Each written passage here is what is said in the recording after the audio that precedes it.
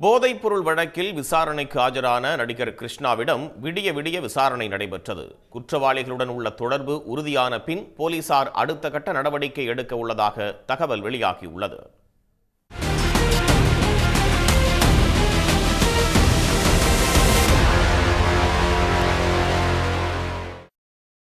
AIADMK IT wing நிர்வாகியாக இருந்த பிரசாத்திடமிருந்து போதைப்பொருள் பெற்று பயன்படுத்தியதற்காக நடிகர் ஸ்ரீகாந்த் கைது செய்யப்பட்டார். அவரிடம் மேற்கொண்ட விசாரணையில் அதிமுக நிர்வாகி பிரசாத் போதைப்பொருள் விற்பனை செய்தது தொடர்பாக பல அதிர்ச்சியளிக்கும் தகவல்களும் வேறு சில நடிகர்களுக்கு உள்ள தொடர்பு குறித்தும் தகவல் வெளியாகின. குறிப்பாக கழுகு, யாமிருக்க பயமேன் உள்ளிட்ட படங்கள் மூலம் கவனம் பெற்ற கிருஷ்ணாவுக்கு போதைப்பொருள் வழக்கில் தொடர்பு உள்ளது உறுதியான நிலையில் அவரை 5 தனிப்படை அமைத்து போலீசார் தேடி வந்தனர்.